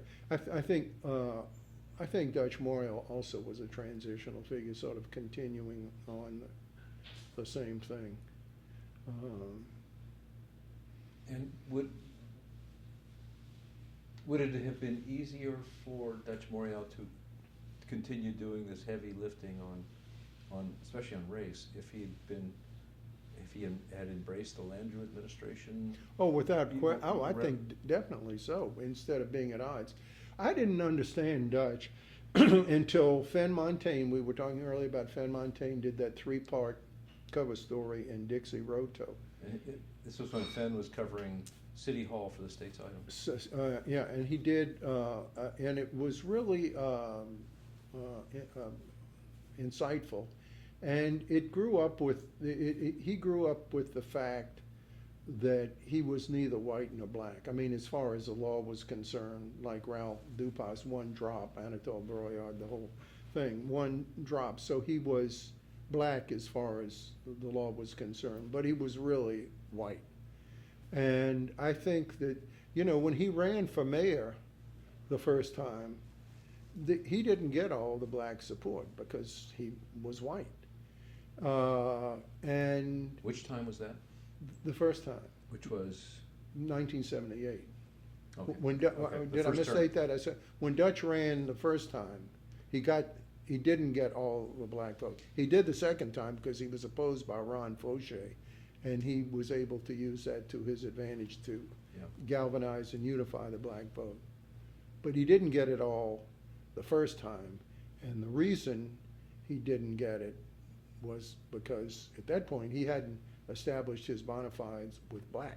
I mean, I think Dutch's sort of, it wasn't innate, but his general bellicosity and hostility and all of that, I think was owing to the fact that he was, neither fish nor fowl. He was. Well, at the States-Item, we did not give an easy ride all the time to Moon Landrieu. We didn't. And there were lots of critical stories and stories that saw things going wrong that we wanted to point out, even if they weren't necessarily going wrong. The same kind of stories when we in the Maurice administration prompted on a number of occasions, as I recall, Dutch to say, "You're doing this, Right. You're doing this for the first time, and you're doing it to me because I'm black." Did you hear much of that? I've some. He was definitely taking that position, and I didn't. It was a tool. Yeah, exactly. That's what I was about to say. I didn't know whether it was genuine or whether it was a useful tool to put the paper on the defensive and make us question our motives. Yeah, I agree with that analysis. Yeah. One thing that happened as a perhaps antecedent to your considering running for mayor was a television show on WYES public television called City Desk, which, remind me, I think you did that for 6 or 7 years. For 7 years. Every Friday. Every Friday, yeah. And well, you were on it many times. Yeah, I did that for a long time until I actually became editor of the States-Item. But when I had the polling done, it showed that more people, even though this was the second most popular program on Channel 12, it was by far the most popular, well-watched local program. It was the most popular overall program with the exception of Masterpiece Theater, which was then doing upstairs, downstairs. But the polling that was done showed that more people, and incidentally, when the polling was done, it showed that the two best-known people in New Orleans were Jim Garrison and Frank Mignot, who had 95% name recognition. Now, they had some negatives and so on. The candidates who were running for mayor, or valid candidates, Dutch, Nat Kiefer, Joe DeRosa, and Toni Morrison, all had about 75% name recognition among registered voters. I had 45% name recognition among registered voters.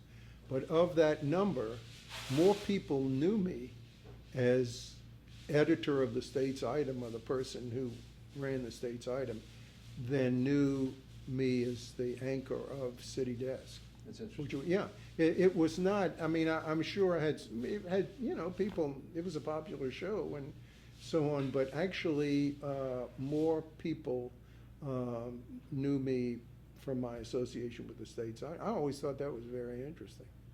The show had you and 4 reporters Right. or writers from the States-Item. Right. Talking about the week's news developments. What impact did that have, do you think, over time on the way New Orleans understood how things worked? I probably not a great impact. I think it had an elite audience. It had a high, people look forward to seeing it on Friday night. And in that sense, I think that it was useful among elites, but I don't think that it was, I wouldn't claim that it was important. It would be difficult to measure how important it was, if at all. But I think that people in the sort of the elite, the League of Women Voters and so on, people who followed politics, probably could have been influenced by our slant on the news. In that sense, it might have been useful. It's just hard to quantify. I'm going to pause at this time and turn this over to. Great, we're running. I read in the Mark Cave interview that you did with the Historic New Orleans Collection, 2009, and you mentioned that Ashton Phelps was very influential in splitting apart ideologically, I guess you could say, or editorialize. Ideological would be not a good newspaper person word to use. No, he split the papers. Ashton Senior Mm-hmm. was in the and as I said, I thought that it was to, so that Walter Cowan and I could be happy and not sort of under the yoke of the guy who was then over both papers, George Healy. But I think there may have been a practical consideration, and that was that the States-Item might prosper more as a clearly independent voice. So you would characterize that more as a business decision, because in sort of freeing you up, he empowered you to be a voice. Well, I would say, and I don't, this is my take, and I never discussed it with Ashton Senior or the Newhouses or anybody. I think basically they had a problem with the editor who was over both papers. I clearly represented the future and was destined, if I stayed on course, to play an important role. So I don't think they wanted me to leave the paper. And added to which was the consideration that there might be some practical benefit to having a clearly different voice from the Times-Picayune. I mean, a tangible benefit. It might, increase circulation. I don't know that. That's my, but I think the most important consideration, though, was to free us and to get us away from the yoke of George Healy, because we represented the future. Did you get a sense that Phelps appreciated your editorial stance? He did. I think he did. I had a very good relationship with Ashton Senior. He used to like to argue. Who's a lawyer.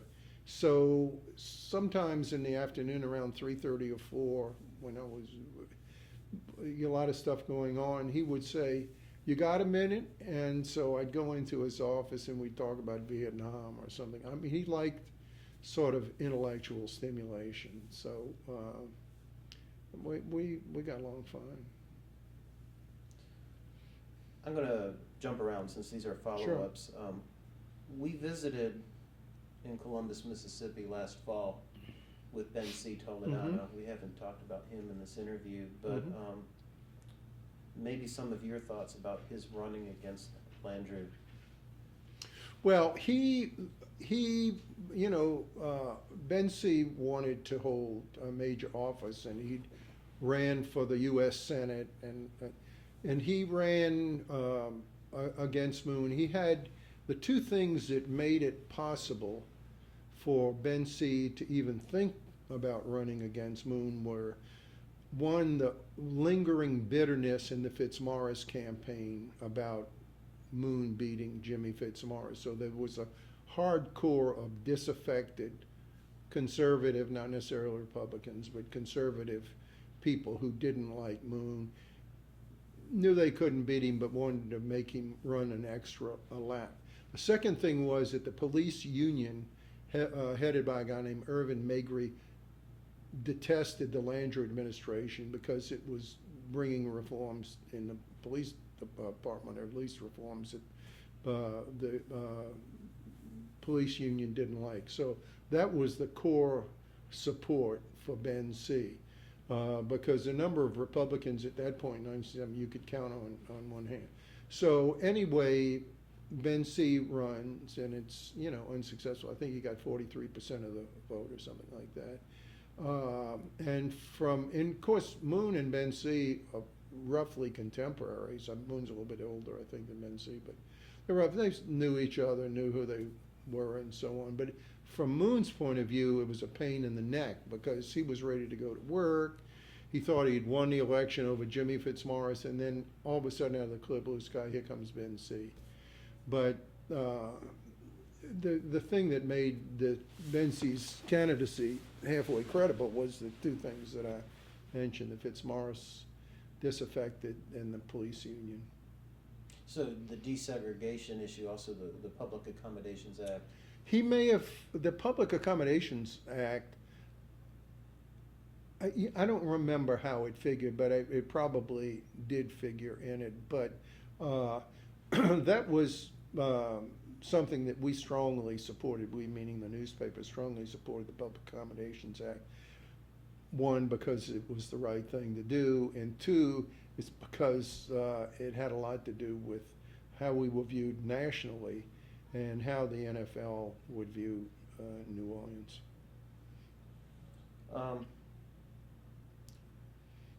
What's the most important story you ever ran in the 1970s? The most important Or story. what you felt was the most influential story that you ran? God.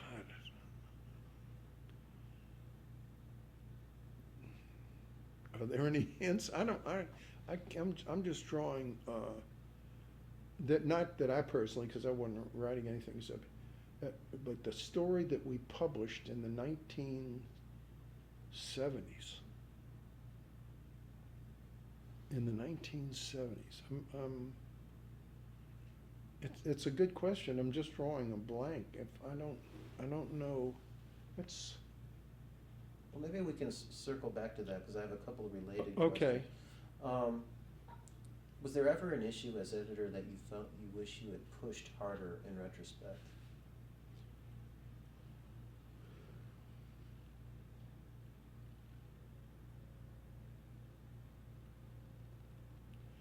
I frankly, I don't think so.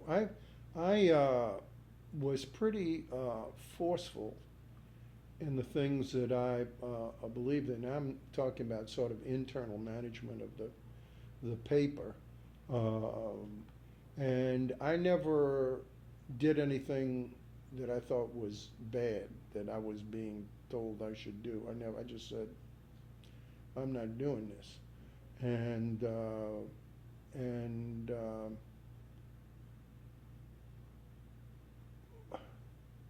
I can't. You mean that I rue the fact that I didn't push hard enough to do a certain story or something? No, I guess I'm trying to get at these sort of tough choices you make as an editor, and that, down the road you said, maybe we should have pushed on that. But I don't. I mean, they were always. My biggest problem was at the paper was not the stories and dealing with all the external things.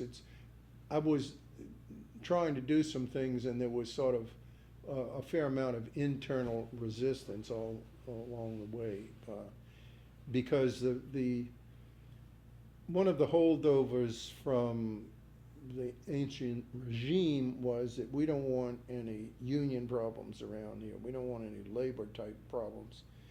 And I was hiring all these bright, smart people, and a lot of them weren't just from New Orleans or graduates of LSU or something like that, but they were from far away. And that was seen by some as a potential danger from a labor relations point of view. So I've sometimes got questioned on some of my hires. It was more a pain in the neck, but I didn't ever back. I just kept on hiring the people I thought were the best people that I could hire. Did your pattern of hiring these outside people, this outside talent, bringing them to New Orleans, do you feel that was running counter to what was going on in the city as a whole? No, I think that actually helped the things that we were talking about in the earlier segment with Jack. And Jack is an example of that, because he brought a younger, different perspective from a different place, and he was writing about architecture and the importance of architecture in our city. No, all of these people, I think, actually added to the breadth of our coverage. Well, I mean, but beyond I guess, would this have been a good thing outside of your newspaper for the city in general, for corporate leadership in New Orleans, for instance, to bring in outside people like you did? It seems like the States-Item for a while was a model of what to do in this regard. Was this not a pattern being followed elsewhere in the city? Well, that's hard to say, because if you look at law firms, they're going to be mainly hiring and local people, graduates Tulane, Loyola, LSU. oil industry. And moreover, I don't think people who are in jobs like that, insurance, cannot have the kind of impact that somebody who is in the newspaper business can have. And you don't have to be the editor to have an impact. I mean, you can be a writer, a reporter writing about architecture or food, have a far greater impact than some executive at Freeport McMoran is a rule. So I would say the people who were at the States-Item during the 70s, which was were sort of in a unique position to exert an influence over the overall culture of the city. You know, maybe not cause a glacial change in some of the underlying factors that we're dealing with today, but certainly it's part of the appeal and the charm of being in the media is that you can have influence, and we certainly had a fair amount of influence in those days. Yeah, and the idea business. Yeah. What were the most important lessons in the 1970s? The most important, we're talking about the city now? The city, and both heated and unheated. I guess the biggest lesson from this vantage point today is that we didn't understand how fundamental our problems were. I mean, we knew that we had a educational deficit, and we knew that we were too reliant on the oil industry, and that would someday no longer serve us well. We knew the port was limited in a certain way, although that problem was exacerbated by technology. I guess looking back on it, we underestimated the challenges, the fun. We thought going back to the 70s and the beginning of the 70s and the 69 mayoral election, we thought that all of these I thought all of these problems were solvable or improvable to one degree or another. And so I'm sitting here today looking at the situation in New Orleans, and of course there are a lot of other factors that didn't exist to this extent then. And I realized that, we failed. We didn't set the city on a totally different course. There are all kinds of limitations, geographic limitations, but we honestly thought, or I honestly thought, that in the 70s, in the 60s, 70s, we were battling, sort of silly and immature, but we were battling toe-to-toe with Atlanta and Houston to see who was going to be, we're going to regain our position as Queen City of the South, and we're going to be the biggest and the best.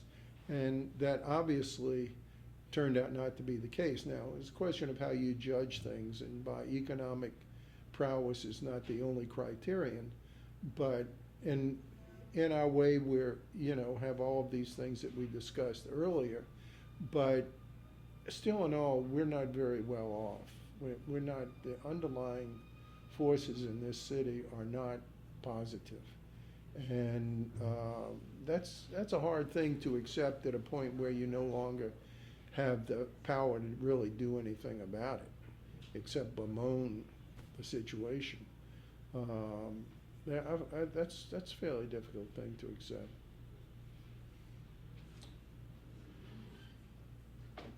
I think that's an interesting, I wanted a reflection question on the end of it, so.